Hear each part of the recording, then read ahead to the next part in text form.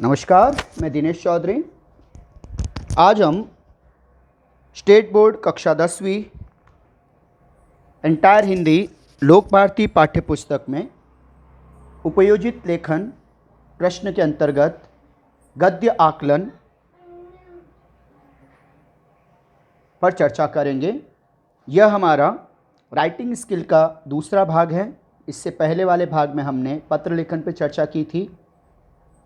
आइए देखते हैं गद्य आकलन, जिसके लिए 4 अंक निर्धारित हैं। एंटायर हिंदी कृति पत्रिका के प्रश्न 5A-2 में गद्य आकलन के लिए लगभग 100 से 120 शब्दों का एक अपठित गद्यांश, अपठित अनसीन नॉन टेक्सटुअल पैसेज दिया जाएगा। उस गद्यांश को ध्यानपूर्वक पढ़कर उस पर आधारित 4 प्रश्न, सिर्फ 4 प्रश्न तैयार करने के लिए कहा जाता है। प्रश्न संक्षिप्त हों, स्पष्ट होने चाहिए, उनके उत्तर गद्यांश में उपलब्ध होने चाहिए। इसके लिए प्रत्येक प्रश्न के लिए 1 अंक निर्धारित है, अर्थात इस प्रश्न हेतु 4 अंक तय किए गए हैं। तो आइए देखते हैं हम किस तरह से इन प्रश्नों तक पहुंचेंगे। गद्य खंड है हमारे समक्ष। पुस्तक का मानव जीवन में बहुत महत्व है। मानव ने सर्वप्रथम पुस्तक का आरंभ अपने अनुभव पर आधारित प्राप्त ज्ञान को विस्मृति भुलाना, भूल जाना से बचाने के लिए किया था। विकास के आदिकाल प्रारंभ, आदि मतलब प्रारंभ, अंत अपोजिट है इसका। आदिकाल प्रारंभिक दौर, प्रारंभिक समय में पत्ते, ताड़पत्र, ताम्रपत्र आदि साधन इस ज्ञान संग्रह के सहायक रहे हैं। यानी पत्तों पर लिखा गया, ताड़पत्र पर लिखा गया, ताम्रपत्र पर लिखा गया, ऐसा पुस्तक का इतिहास स्वयं बताता है।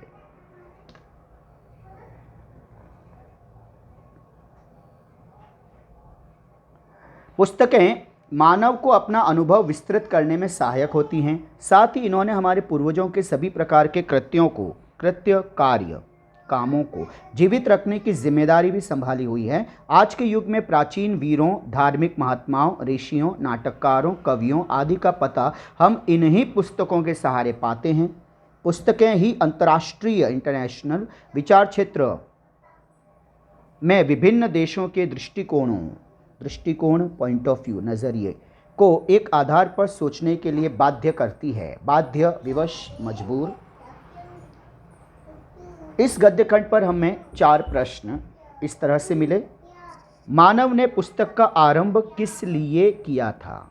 किस लिए, और फिर था के बाद प्रश्न सूचक चिन्ह। पुस्तकें मानव की किस तरह सहायक हैं? पुस्तकें हैं इसलिए हैं पे बिंदी और प्रश्न सूचक चिन्ह। पुस्तकों से हमें किन की जानकारी मिलती है? अंतर्राष्ट्रीय विचार क्षेत्र में पुस्तकों का क्या योगदान है? अब याद कीजिए, हमें सिर्फ 4 प्रश्न बनाने के लिए कहा गया है, लेकिन परीक्षा में आप इसके लिए 4 से अधिक प्रश्न बनाइएगा। कम से कम 4 से अधिक, यानी आप 6, 7 या 8 प्रश्न, क्योंकि परीक्षा में आपको सिर्फ ये गद्य खंड पढ़ना है, उसे लिखना नहीं है। आपके पास 10 मिनट का वक्त होता है इसे हल करने के लिए। कम से कम आप इसे एक बार अवश्य पढ़िए। उसके बाद हर वाक्य पर प्रश्न बने जरूरी नहीं है।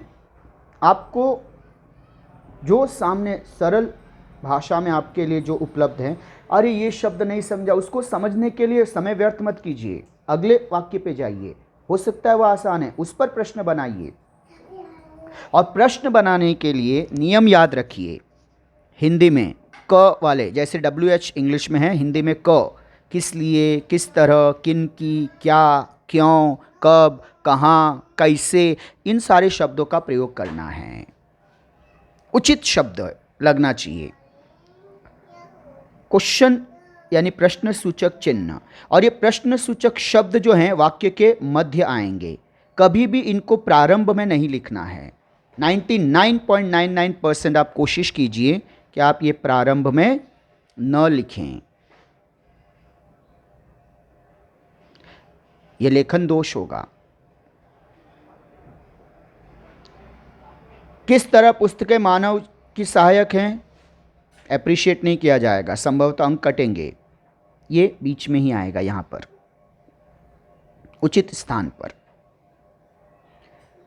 अंग्रेजी भाषा के प्रभाव से आप प्रश्न को पहले लिखने की आदत आपको रहती है, अनुवाद भी आप करते हैं, बोलचाल की भाषा में आप ऐसी हिंदी लिखते बोलते हैं, गलत है वह, हिंदी में व्याकरण सम्मत नहीं है वह, इसकी वजह से अंक कटेंगे। उदाहरण के तौर पर व्हाट इज़ योर नेम, तो क्या हम इसका अनुवाद इस तरह से करेंगे, क्या है नाम तुम्हारा, क्या है तुम्हारा नाम, क्या हम ऐसे कहेंगे, या आपका नाम क्या है। तो क्या शब्द हिंदी में है से पहले आया, आपका नाम क्या है, यही क्या शब्द इंग्लिश के वाक्य रचना में पहले आया, क्या, व्हाट। Is that clear. इसी सावधानी को न रखने की वजह से जो प्रश्न बोर्ड परीक्षा में आपको 4 में से 4 दिलाता है, ये छोटी सी लापरवाही या ध्यान न देना या महामूर्खता की वजह से 4 में से 0 अधिक बच्चों को मिलता है। यकीनन 4 में से 0, जबकि थोड़ी सी सावधानी और पूरा 4 अंक आपके लिए हैं। 5% अंक हैं बच्चे, प्रतिशत। 80 अंक में से 4 अंक पूरे के पूरे आपको मिल रहे हैं। राइटिंग स्किल का इकलौता प्रश्न है जो पूरे अंक आपको देता है। सावधानी रखिएगा। आइए देखते हैं बच्चे एक और पैराग्राफ, एक और प्रश्न। धन्य है वह ईंट जो जमीन के साथ हाथ नीचे जाकर गड़ गई, जमीन के अंदर गाड़ दी गई जिसे, और इमारत बिल्डिंग की पहली ईंट बनी, क्योंकि इसी ईंट पर उसकी मजबूती और पुख्तेपन, दृढ़ता, कठोरता पर सारी इमारत की अस्ति नास्ति, मतलब उसका होना न होना निर्भर है, उसका अस्तित्व निर्भर है। उस ईंट को हिला दीजिए और कंगूरा इमारत का ऊपरी हिस्सा, जैसे मंदिर के ऊपर कलश होता है तो इमारत का ऊपरी हिस्सा उसे कंगूरा कहते हैं। बेतहाशा, बहुत तेजी से बिना संभले जमीन पर आ रहेगा, मतलब जमीन पर गिर जाएगा।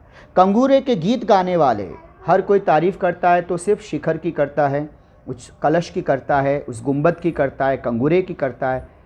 हम आइए अब नींव के गीत गाएं। नींव, फाउंडेशन स्टोन, बुनियाद। वह ईंट जो सब ईंटों से ज़्यादा पक्की थी, यदि ऊपर लगी होती तो कंगूरे की शोभा 100 गुना अधिक कर देती। किंतु इमारत की पायदारी में, फाउंडेशन में, उसकी नींव पर मुनहसिर होती है, तय होती है, निर्भर होती है। इसलिए उसने अपने आप को नींव में अर्पित कर दिया, फाउंडेशन में। सुंदर सृष्टि, सुंदर संसार हमेशा बलिदान खोजती हैं, बलिदान ईंट का हो या व्यक्ति का हो। इमारत सुंदर बने इसलिए कुछ पक्की लाल ईंटों को चुपचाप नींव में जाना होता है। सुंदर समाज बने इसलिए कुछ तपे तपाए लोगों को, मजबूत लोगों को, समर्थ सक्षम लोगों को मौन मूक शहादत, चुपचाप शहादत देना। ये अनसंग हीरो होते हैं जिनकी कुर्बानियाँ, जिनका शौर्य, जिनका पराक्रम, जिनका त्याग अत्यंत महत्वपूर्ण होता है। लेकिन ये गुमनाम हीरो हमारे फाउंडेशन स्टोन बन जाते हैं। इनकी कुर्बानियाँ समाज को, देश को, वक्त को याद नहीं रहती। इतिहास के पन्नों में ये गुमनाम रहते हैं लेकिन महत्वपूर्ण भूमिका निभाते हैं। तो लाल सेहरा पहनना है, तो शहादत का लाल सेहरा पहनना है, कुर्बानी, त्याग, बलिदान करना है। तो देखिए महत्वपूर्ण पैराग्राफ था। अब देखिए लेखक के अनुसार कौन सी ईंट धन्य है, और क्यों हटा दीजिए, सिर्फ कौन सी, क के बाद आउ की मात्रा। 99% कुछ लोग ये लिख देते हैं, कुछ लोग ये लिख देते हैं। दोनों गलत है। कौन नहीं है, कौन, औ की मात्रा है। न है, न नहीं। कौन के बाद हाइफन और सी। ईंट धन्य है, प्रश्न सूचक चिन्ह। नींव की ईंट को हिला देने से इमारत पर क्या असर पड़ेगा? इमारत की मजबूती का आधार क्या है? सुंदर सृष्टि क्या खोजती है? इतना सा लिखिए बच्चे, पूरा 4 अंक आपका है। अगला प्रश्न, प्रेम एक ऐसी अलौकिक शक्ति है, अलौकिक, अद्भुत, देवीय शक्ति, दिव्य शक्ति है, जिससे मनुष्य को अनंत, अनगिनत, बेहिसाब लाभ होते हैं। प्रेम से मानसिक विकार, दिमागी बीमारियां, मन की बीमारियां दूर होते हैं। विचारों में कोमलता आती है, सद्गुणों की सृष्टि होती है। सद्गुण, अच्छे गुण, सृष्टि होना, रचना होना, निर्माण होना। दुखों का नाश और सुखों की वृद्धि होती है, यहाँ तक कि मनुष्य की आयु, उम्र भी बढ़ती है। प्रेम ही मनुष्य को साहसी, धीर यानी धैर्यवान और सहनशील बनाता है। माता अपने बच्चों के लिए अनंत कष्ट सहती है और जब स्वयं सब प्रकार के दुख भोगकर उसे सुख देती है। माताओं को बहुधा, अधिकतर ऐसी अवस्था में रहना पड़ता है जिसमें यदि प्रेम का सहारा न हो तो वे बहुत शीघ्र जल्दी बीमार हो जाएं। पर यह प्रेम उन्हें रोगी होने से बचाता है।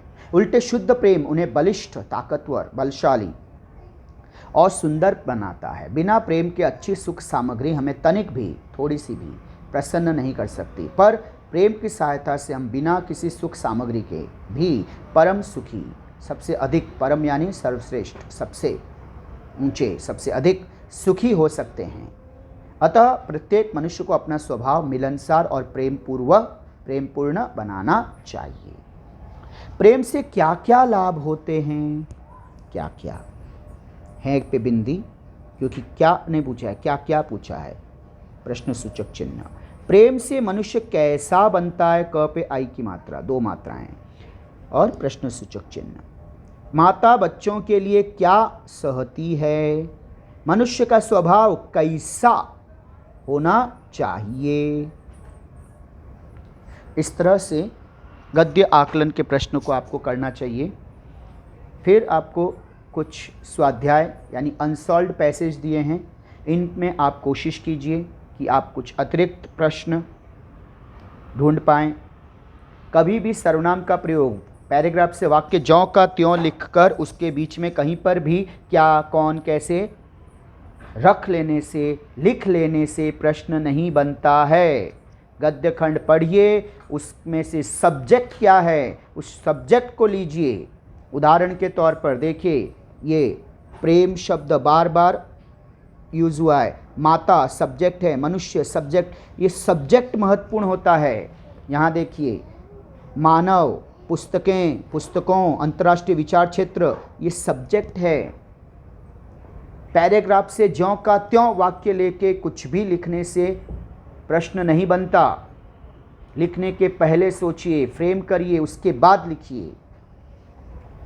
और आपके अभ्यास के लिए ये 2 पैराग्राफ हैं, और इनके अतिरिक्त आप निबंध की पुस्तक से उसमें जितने भी गद्य खंड दिए हैं प्रयास कीजिए, अच्छी तैयारी होगी, पढ़ना आवश्यक होगा। बच्चों, अब हम अगले प्रश्न पे बढ़ते हैं, जिसका शीर्षक है वृत्तांत लेखन, रिपोर्ट राइटिंग। इसके लिए भी 5 अंक निर्धारित हैं। कृति पत्रिका के प्रश्न 5A1 में वृत्तांत लेखन का प्रश्न होता है। इस कृति में एक विषय तथा स्थान का नाम दिया जाता है। उस पर 70 से 80 शब्दों में वृत्तांत तैयार करना होता है। वृत्तांत के लिए, रिपोर्ट राइटिंग के लिए आयोजित किए जाने वाले शिविर यानी कैंप, वृक्षारोपण, ट्री प्लांटेशन कार्यक्रम, स्वच्छता अभियान, साक्षरता, लिटरेसी, प्रसार कार्यक्रम आदि विषय दिए जा सकते हैं। वृत्तांत में स्थल यानी स्थान, काल यानी समय, घटना का लिखना अनिवार्य है, कंपलसरी, मैंडेटरी है। इसके अलावा वृत्तांत का शीर्षक, टाइटल भी देना होता है। इसके लिए 5 अंक निर्धारित हैं। इसके विकल्प में कहानी लेखन है, वो हम आगे पढ़ेंगे। अभी हम देखते हैं वृत्तांत लेखन।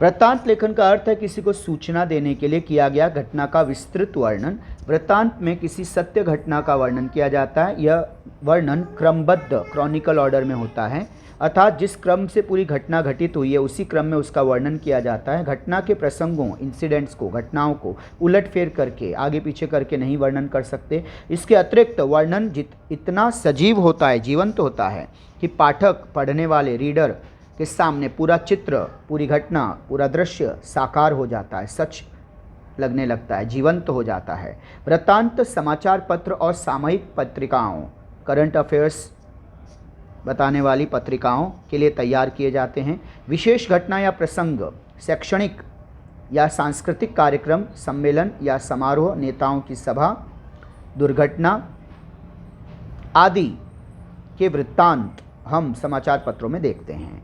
वृत्तांत लिखते समय ध्यान में रखने योग्य बातें।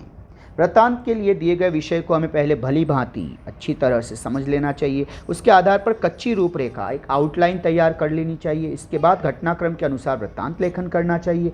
वृत्तांत में केवल महत्व की बातों को ही, सिर्फ महत्व की बातों को ही समावेश करना चाहिए, शामिल करना चाहिए।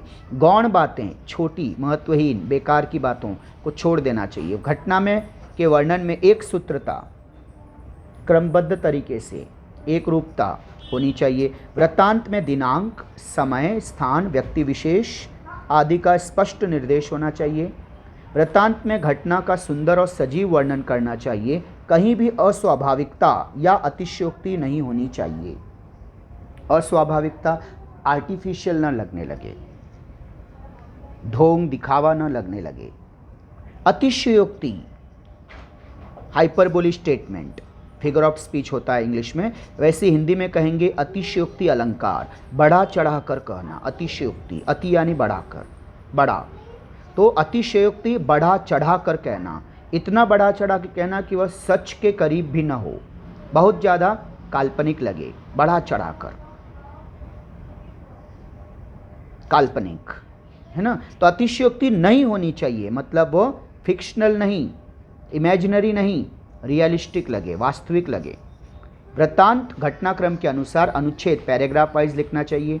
वृत्तांत को एक छोटा और आकर्षक शीर्षक, टाइटल भी देना चाहिए। अब देखिए प्रश्न। निशान रिकॉर्डिंग चाहिए।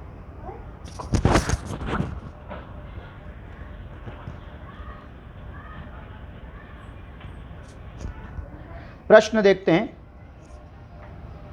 स्वराज विद्यालय पुणे 2 अक्टूबर 2020, याद रखिएगा अक्टूबर स्पेलिंग क्वेश्चन में ही दी हुई है, इसी तरह से लिखना है, महीने के नाम के बाद कॉमा, को मनाए गए स्वच्छता अभियान का 70 से 80 शब्दों में वृत्तांत लेखन कीजिए। वृत्तांत में स्थल, काल, घटना का उल्लेख होना अनिवार्य है, कंपलसरी है वृत्तांत। तो सबसे पहले हम टाइटल देखेंगे। स्वराज विद्यालय में स्वच्छता अभियान संपन्न, ये टाइटल है। उसकी ठीक नीचे की लाइन पर आपको यह लिखना है, कंपलसरी, कार्यालय प्रतिनिधि द्वारा।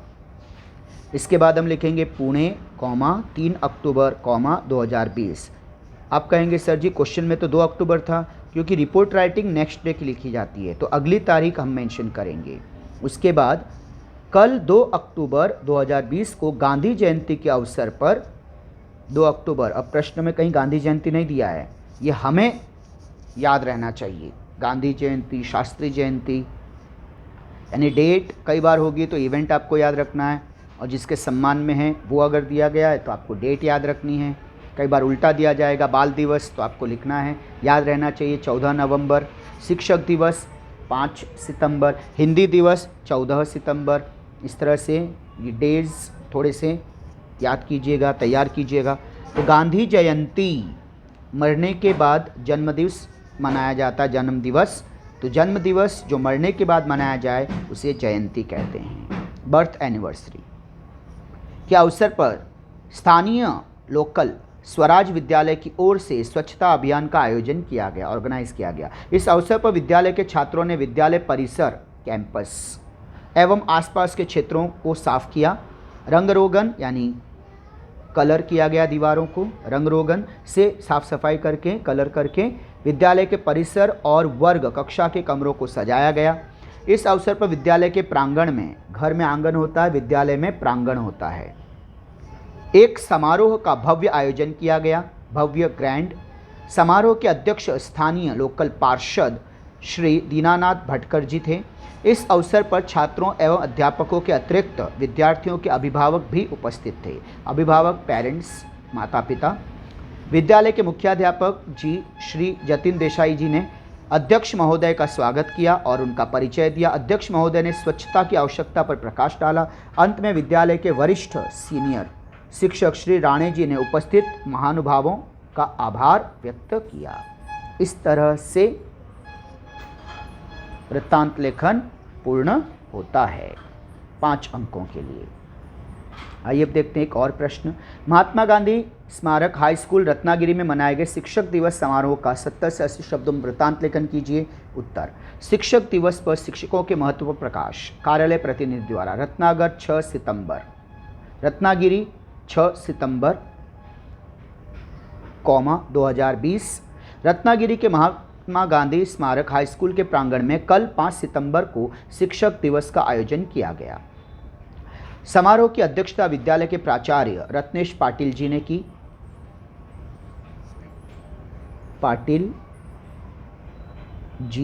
और की पे बिंदी। समारोह का प्रारंभ स्मरण रहे सरस्वती वंदना से हुआ। माँ सरस्वती की आरती की गई, वंदना की गई। इसके बाद प्राचार्य महोदय ने मंच पर रखे हुए डॉक्टर राधाकृष्णन, सर्वपल्ली राधाकृष्णन के चित्र पर माल्यार्पण किया, माला चढ़ाई, पुष्पांजलि, श्रद्धांजलि, माल्यार्पण किया। उन्होंने डॉक्टर राधाकृष्णन का परिचय दिया और बताया कि अध्यापक दिवस उनके जन्मदिन 5 सितंबर को मनाया जाता है। विद्यालय के उप प्राचार्य दत्ताराम चौहान जी ने, अब जी लिखिएगा, आदर दीजिए, अध्यक्ष महोदय का शॉल, श्रीफल यानी नारियल जिसे श्रीफल कहा जाएगा, तथा पुष्पगुच्छ से स्वागत किया। उन्होंने अध्यक्ष महोदय का परिचय दिया। इस अवसर पर वक्ता स्पीकर, बोलने वाले वक्ताओं ने शिक्षकों के महत्व के बारे में बताया। इस अवसर पर विद्यार्थियों ने एक नृत्य नाटिका का मंचन किया, परफॉर्मेंस की। विद्यार्थियों की ओर से विद्यालय के प्रत्येक शिक्षक को पुष्पगुच्छ भेंट किया गया। उप प्राचार्य, वाइस प्रिंसिपल जी ने आमंत्रित इनवाइटेड गेस्ट व्यक्तियों एवं अध्यक्ष महोदय का आभार व्यक्त किया। अंत में महत्वपूर्ण सा राष्ट्रगान के साथ समारोह की समाप्ति हुई। यह समारोह संपन्न हुआ। आइए बच्चों एक और प्रश्न देखते हैं।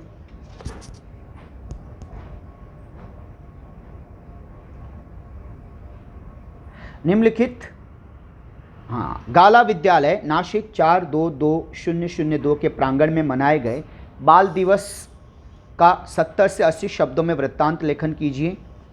बाल दिवस का शानदार समारोह नासिक के गाला विद्यालय के प्रांगण में। अब यहाँ पर आप कोष्ठक में लिखेंगे कार्यालय प्रतिनिधि द्वारा। ये कॉमन है, हर इसमें लिखना ही है। नासिक के गाला विद्यालय के प्रांगण में 14 नवंबर 2020 को, तो यहाँ पर आप पहले लिखेंगे नासिक 15। अब यहाँ पे नंबर इंग्लिश में है तो आप इसे इंग्लिश में ही लिखेंगे 15 नवंबर 2020। ये आपको अच्छे से स्पष्ट रूप में लिख लेना है। अब आगे 14 नवंबर 2020 को धूमधाम से बाल दिवस मनाया गया। विद्यालय के प्रवेश द्वार एंट्रेंस गेट को फूलों से सजाया गया। मंच पर बच्चों के प्यारे चाचा जवाहरलाल नेहरू। अब ये सब चीज़ें आपको याद रखनी चाहिए क्योंकि ये क्वेश्चन में नहीं होगी। नेहरू का बड़ा सा चित्र, बड़ा सा हाइफन चित्र रखा गया था। चित्र को लाल गुलाबों के फूलों का हार पहनाया गया था। समारोह की अध्यक्षता शहर के प्रसिद्ध कवि रामभाऊ पाटिल ने की। रामभाऊ पाटिल जी ने की पे बिंदु। कार्यक्रम की शुरुआत सरस्वती वंदना। कार्यक्रम का श्री गणेश शुरुआत प्रारंभ सरस्वती वंदना से हुआ। विद्यालय के प्रधानाचार्य जी ने अध्यक्ष महोदय का परिचय दिया। अध्यक्ष जी ने बच्चों के प्रति नेहरू जी के प्यार से संबंधित कई घटनाएं सुनाई। उन्होंने बच्चों से नेहरू जी के जीवन से प्रेरणा लेने के लिए कहा। इस अवसर पर कुछ बच्चों ने नेहरू जी के बारे में अपनी रचनाएं, स्वरचित रचनाएं भी सुनाई। विद्यालय के कला मंडल ने नेहरू चित्रावली तथा रंगोली का आयोजन किया। विद्यालय के वरिष्ठ सीनियर शिक्षक श्री विशाल देशमुख जी ने अध्यक्ष महोदय के प्रति आभार व्यक्त किया। राष्ट्रगान, मैंने कहा था कॉमन चीज़ें के साथ कार्यक्रम संपन्न हुआ। बच्चों, अब यहाँ पर इस प्रश्न के साथ आपको कुछ कृति स्वाध्याय दिए गए हैं, इन्हें आपको अवश्य हल करना है। इनके उत्तर मैंने आपको बताई हुई उस निबंध की पुस्तक से पढ़ना है, अवश्य पढ़ना है। आइए अब देखते हैं अगला प्रश्न, कहानी लेखन।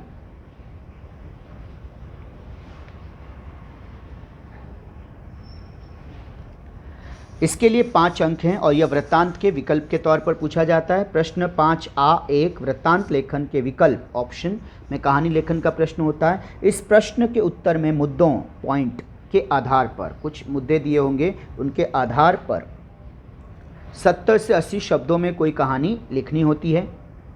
शब्दों तथा सुवचन, अच्छी बातें, कोटेशन के आधार पर भी कहानी लिखने के लिए कहा जा सकता है। कहानी लिखकर उसे उचित शीर्षक टाइटल देना होता है। सीख भी लिखनी होती है।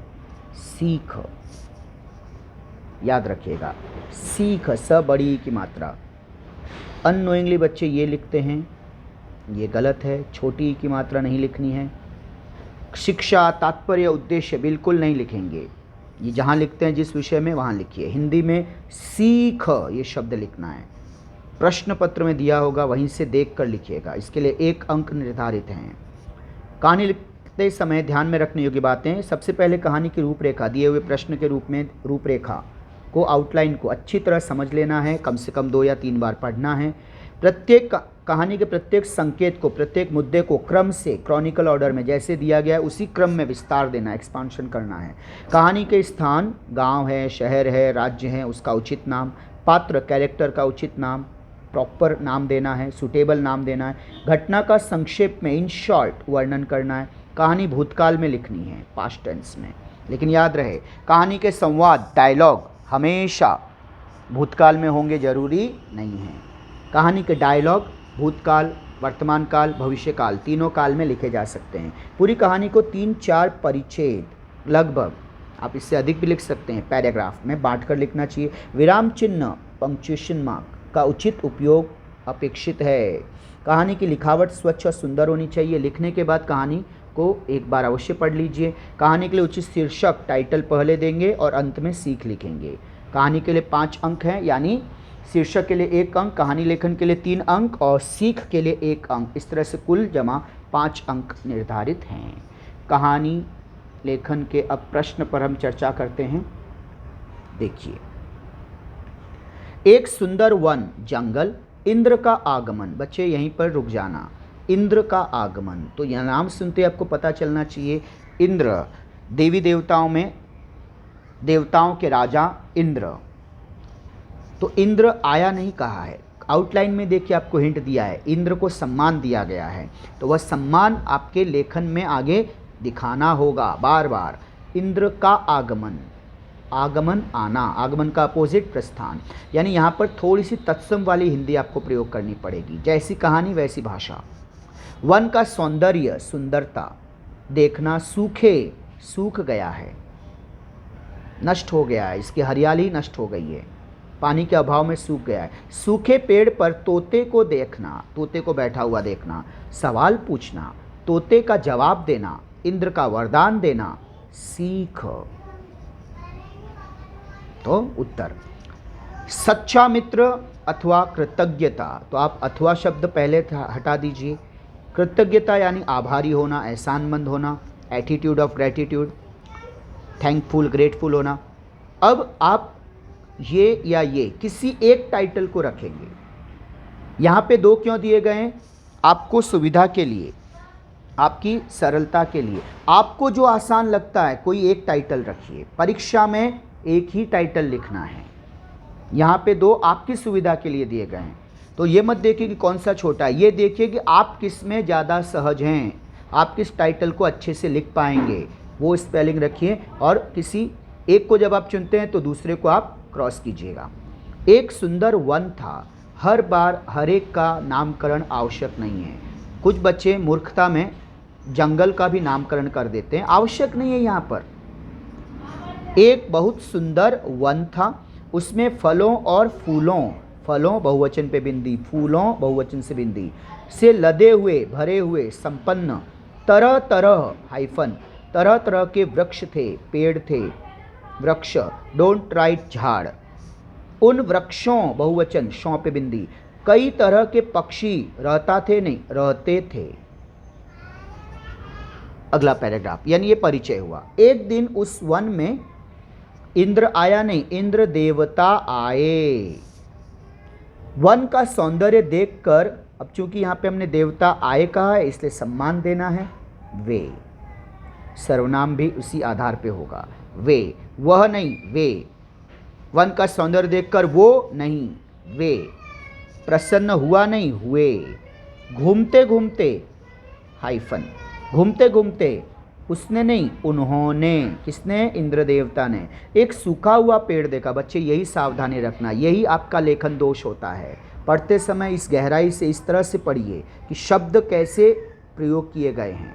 उन्होंने एक सूखा हुआ पेड़ देखा, उस पर एक दुखी तोता बैठा था। इंद्र ने तोते से एक ऐसे वृक्ष पर बैठने का कारण पूछा। अब अगला पैराग्राफ, तोते ने कहा, कहा के बाद कॉमा है, फिर डबल इन्वर्टेड कॉमा ओपन, यानी डायलॉग की शुरुआत। तो याद रखिए डायलॉग की जब शुरुआत होगी तो डबल इन्वर्टेड कॉमा ओपन होगा और उससे ठीक पहले कॉमा लगानी है। तोते ने कहा, एक समय यह वृक्ष फलों फूलों से संपन्न था, लदा हुआ था। तो बार बार लदा हुआ न कहकर उसका समानार्थी शब्द प्रयोग किया गया, संपन्न था। इसने बरसों तक, कई वर्षों तक मुझे आश्रय दिया, सहारा दिया, मुझे मीठे फल खिलाए और आंधी पानी, आंधी तूफान तेज बारिश में सुरक्षा दी। अब बुरे दिनों में मैं, माई सेल्फ, मैं इस वृक्ष का साथ कैसे छोड़ दूं। दूं, द के नीचे बड़ा उ की मात्रा, अर्धचंद्र बिंदु, प्रश्न सूचक चिन्ह और फिर डबल इंट कॉमा क्लोज। कई बच्चे इस तरह से लिखते हैं, ये गलत है। तोते का जवाब सुनकर इंद्र बहुत खुश हुए, खुश हुआ नहीं, खुश हुए। उन्होंने, इंद्र ने, सूखे पेड़ को फिर से हरा भरा, सूखे को हरा भरा कर दिया। अब वह पेड़ फलों, फल पुष्पों से, फूलों से लद गया, संपन्न हो गया। यह देखकर तोते की खुशी का ठिकाना न रहा, अत्यधिक प्रसन्न हुआ। सीख, प्रस्तुत कहानी से हमें यह सीख मिलती है कि मानव का आचरण, वर्ताव हमेशा कृतज्ञतापूर्ण, थैंकफुल होना चाहिए। हमें हर चीज के लिए शुक्रगुजार होना चाहिए, आभारी होना चाहिए। अगली कहानी हम देखते हैं। एक लालची आदमी, कड़ी तपस्या करना, देवता का प्रसन्न होना, वरदान, दौड़कर जितनी जमीन घेरोगे उतनी तुम्हारी, दौड़ते रहना, थक कर गिरना, मृत्यु, मृत्यु हिंदी में यू पहला, मृत्यु। सीख, उत्तर टाइटल पहले, अत्यधिक लालच का परिणाम या लालच बुरी बला। जैसे कि मैंने आपसे कहा, यहाँ पे अथवा शब्द आप एग्जाम में नहीं लिखेंगे, इन दो में से किसी एक टाइटल को लिखना है।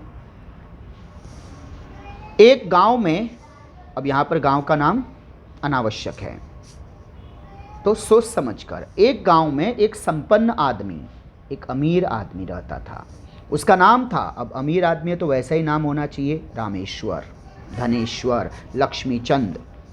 उसके पास काफ़ी खेत थे, खेत था नहीं, काफ़ी बहुत अधिक मात्रा में खेत थे, लेकिन वह बहुत लालची था।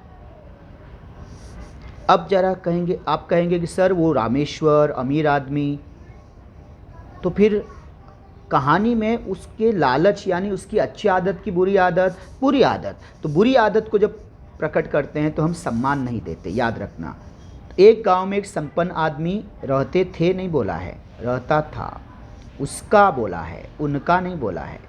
इसी से आपको पता चला कि ये सम्मान के योग्य नहीं, इसके दुर्गुण हैं, तो इसीलिए शब्द आया यहाँ पर वह बहुत लालची था। वह अधिक से अधिक, अधिक हाइफन से हाइफन अधिक, जमीन पाने के लिए अधीर रहता था, व्याकुल, बेचैन। एक बार उसने अपनी इस इच्छा के बारे में एक साधु से चर्चा की। साधु ने रामेश्वर को एक मंत्र बताया, एक रहस्य बताया, और उसने कहा इस मंत्र का अब आपको पता है कहा के बाद डबल इन्वर्टेड कॉमा नहीं, कॉमा फिर डबल इन्वर्टेड कॉमा ओपन। इस मंत्र का जाप करने से तुम्हारी इच्छा अवश्य पूरी होगी। होगी बाद पूर्ण विराम double inverted comma close. Rameshwar ने साधु के बताए अनुसार जाप करना शुरू कर दिया। एक दिन उसकी तपस्या से प्रसन्न होकर देवता उसके सामने प्रकट होकर बोले। अब देवता बोले तो स्वाभाविक है, देवताओं की भाषा देववाणी जैसी होगी। Comma double comma open.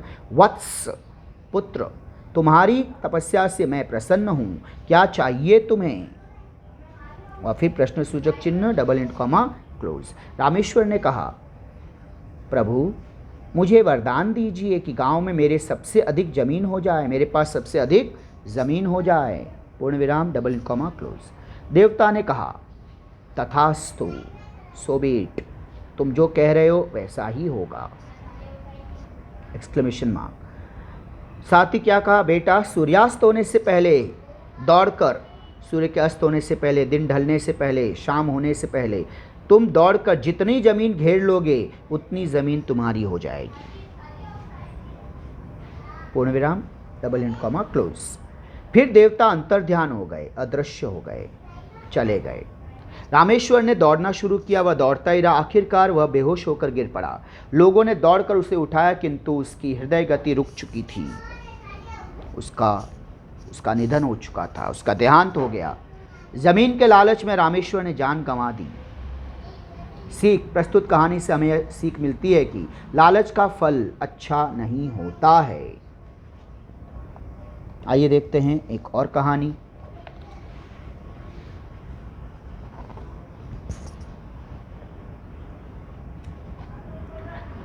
दो मित्र नौका पर सवार, जहाज छोटी सी नाव, तूफान में नौका फंसना, नाव पलटना, दोनों का पानी में बहना, लकड़ी का तख्ता वुडन प्लैंक लकड़ी की फल्ली का मिलना, दोनों का उसे पकड़ना, दोनों का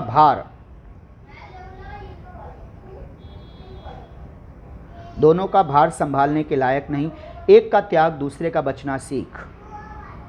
टाइटल सच्चे मित्र, शीर्षक है रघु और मधु। याद रखना बच्चों, यहाँ पे नाम महत्वपूर्ण हो गया, लेकिन नाम भी छोटे छोटे लिखिए, राकेश, रमेश, ऐसे छोटे नाम।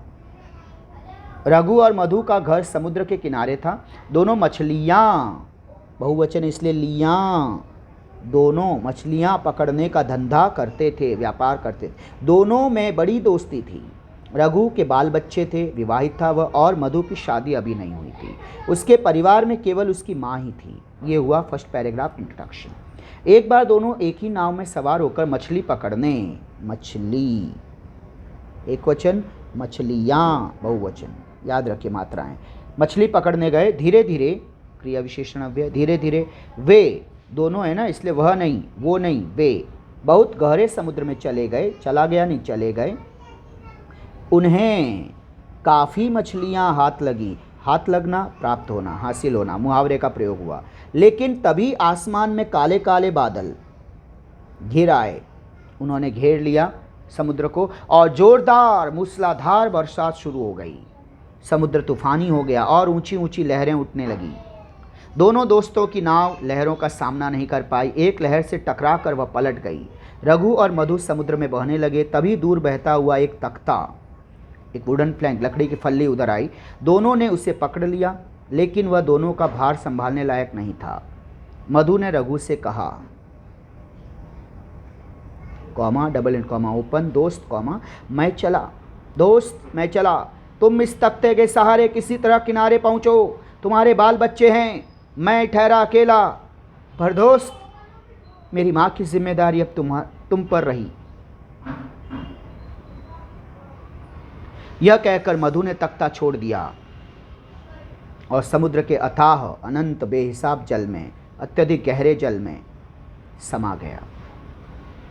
रघु तख्ते के सहारे किसी तरह समुद्र के किनारे पहुंचने में सफल हो गया। सीख, प्रस्तुत कहानी से हमें यह सीख मिलती है कि सच्ची मित्रता निस्वार्थ, बिना किसी स्वार्थ के और त्यागपूर्ण होती है। बच्चों, इसके बाद आपको कृति स्वाध्याय दिए हैं। तकरीबन 10 कहानियों की आउटलाइन दी हुई है। कृपया इन्हें भी पढ़िए, निबंध की पुस्तिका से पढ़िए, बार बार पढ़िए और फिर चुनिंदा कहानियों को लिखने का अभ्यास कीजिए। अब देखते हैं बच्चों अगला प्रश्न, जो कि है विज्ञापन। तो विज्ञापन यह एक महत्वपूर्ण प्रश्न है, 5 अंक हैं इसके लिए। पूरी राइटिंग स्किल का ये इकलौता प्रश्न है जिसमें हमें बहुत कम लिखना है, बहुत कम लिखना है। कृति पत्रिका के प्रश्न 5A 2 में विज्ञापन लेखन का एक प्रश्न होता है। विज्ञापन तैयार करना एक कला है। यह कला काफ़ी अनुभव के बाद ही आती है। अच्छे विज्ञापन में विज्ञापन बनाने वाले व्यक्ति की बुद्धिमत्ता, उसके इंटेलिजेंस, जीवन के बारे में उसके अनुभव, संबंधित वस्तु के बारे में विज्ञापन बनाने वाले व्यक्ति की जानकारी तथा विज्ञापन प्रस्तुत करने की उसकी कला आदि का परिचय मिलता है। विज्ञापन तैयार करते समय प्रभावशाली शीर्षक, टाइटल, कोई सुभाषित, कोई कोटेशन अथवा सुवचन, कोई महापुरुषों की बातें, अच्छी बातें आदि का प्रयोग विज्ञापन में रंग ला देता है, रंग ला देता है, उसकी शान, उसकी सुंदरता को बढ़ा देता है। विज्ञापन की भाषा सीधी सादी होनी चाहिए। आम बोलचाल की भाषा भी विज्ञापन में प्रयुक्त हो सकती है, प्रयोग की जा सकती है। भाषा ऐसी हो जो ग्राहक, कस्टमर, उपभोक्ता को वस्तु खरीदने के लिए प्रेरित कर सके। इसके लिए 5 अंक निर्धारित हैं। आइए अब देखते हैं कि विज्ञापन क्या है। विज्ञापन किसी वस्तु आदि का किसी माध्यम के द्वारा लोगों में प्रचार करना विज्ञापन कहलाता है। विज्ञापन प्रायः अक्सर 3 प्रकार के होते हैं: वस्तु संबंधी, व्यक्ति संबंधी और स्थान संबंधी। वस्तु संबंधी विज्ञापन में विज्ञापन किसी विक्रय, बेचने योग्य वस्तु के बारे में आकर्षक जानकारी देकर उसे खरीदने के लिए लोगों को ललचाया जाता है, प्रभावित किया जाता है, आकर्षित किया जाता है। ऐसे विज्ञापन अखबार, समाचार पत्र, वर्तमान पत्र मराठी में, न्यूज़पेपर, दैनिक में छपते और रेडियो तथा दूरदर्शन पर प्रसारित होते हैं। इनमें कौन से वस्तु होंगी? केश तेल, साबुन, पाउडर, शैम्पू, खाद्य पदार्थ, फूड ग्रेन, घर के उपयोग की वस्तुएं आदि के विज्ञापनों का